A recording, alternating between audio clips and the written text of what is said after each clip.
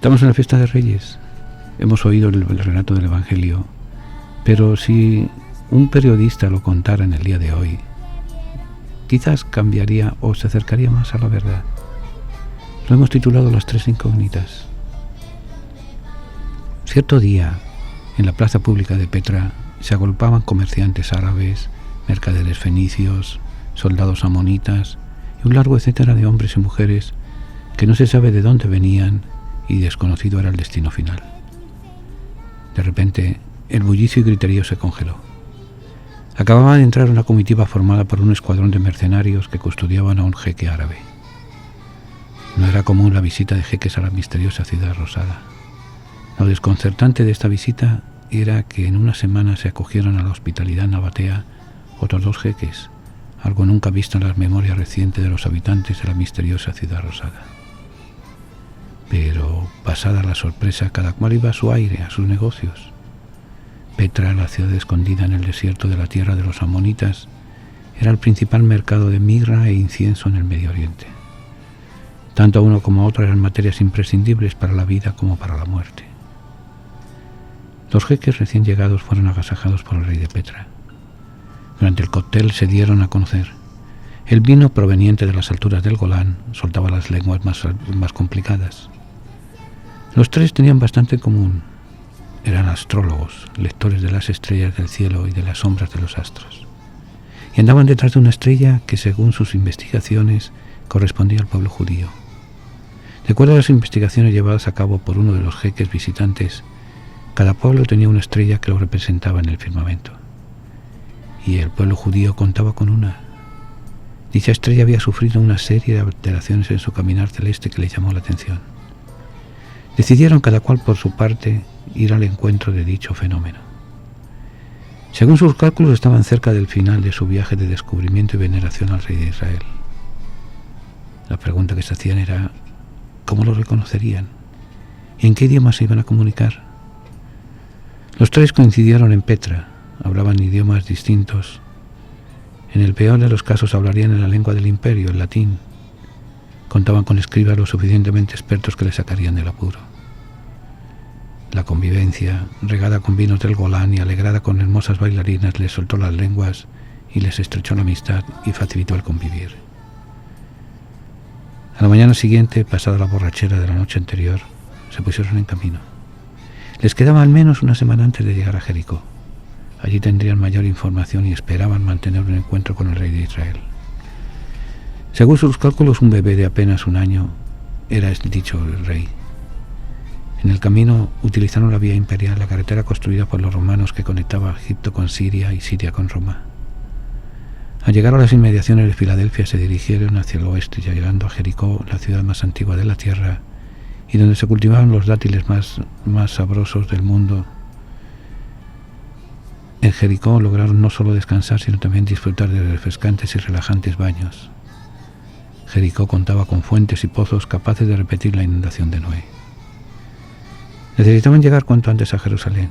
Ya llevaban demasiado tiempo fuera de sus reinos y no era aconsejable tan larga ausencia. La llegada a Jerusalén fue apoteósica. Gente llegada de todos los rincones de la tierra: partos, medos, elamitas, habitantes del Ponto, Atenas, Alejandría y un largo etcétera. Un gran reguerete de gentes, empapados de olores, sabores y colores, idiomas todos los sabidos, todo unidos por la creencia en un solo Dios, el que es Yahvé. A la mañana siguiente debían solicitar una audiencia con Herodes, el todopoderoso y sanguinario rey idumeo, cuya fama de hombre cínico y cruel había traspasado las fronteras de Israel. Fue grande la confusión, el miedo y la duda y el deseo de que no fuera verdad lo que aquellos extranjeros andaban buscando y husmeando en los palacios de Jerusalén. El único rey que habían conocido y temido era Herodes el Grande. Hombre cínico y ambicioso, no tenía reparo alguno en pasar a cuchillo a todo aquel que se le pusiera delante.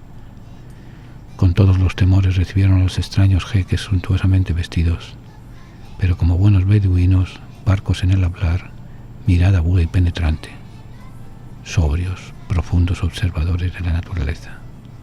Herodes, todo zalamero, trató de sacarle la mayor información posible, la cual fue dada escuetamente. Con los datos obtenidos, los escribas y expertos de la ley lograron encontrar el posible lugar donde habría de nacer el rey de Israel. Para sorpresa de muchos, el lugar era cercano al palacio de Herodes. En el este de Jerusalén había una pequeña aldea nacida en torno a las panaderías reales, Beit-Lehem, la casa del pan, era la aldea. Herodes, en cuanto dispuso del dato sobre el lugar, llamó a los extraños astrólogos y les indicó el sitio.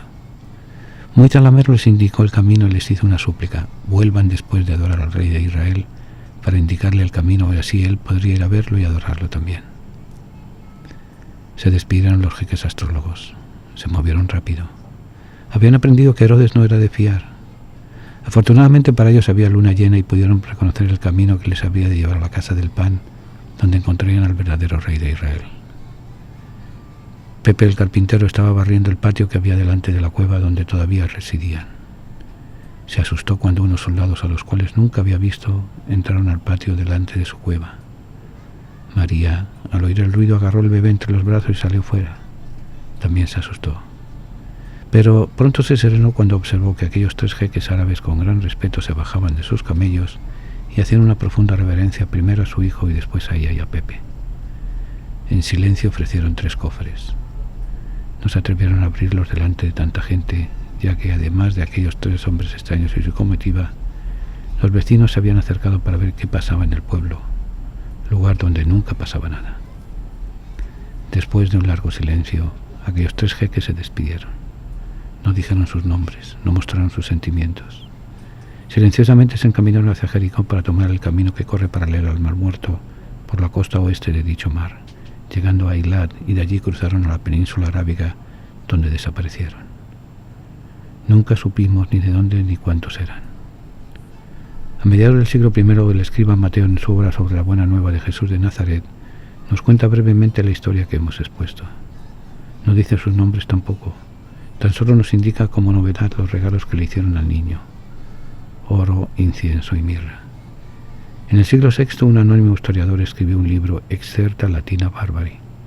En dicha obra se llegaba a decir por primera vez el número de personas y los nombres: Melchor, Gaspar y Baltasar. Posteriormente, Beda el Venerable, en su obra Comentarios acerca del Evangelio de Mateo, afirman que eran 3, y estos 3 son descendientes de los hijos de Noé, Sem, Cat y Jafet. El misterio en torno a estos 3 personajes sigue vivo.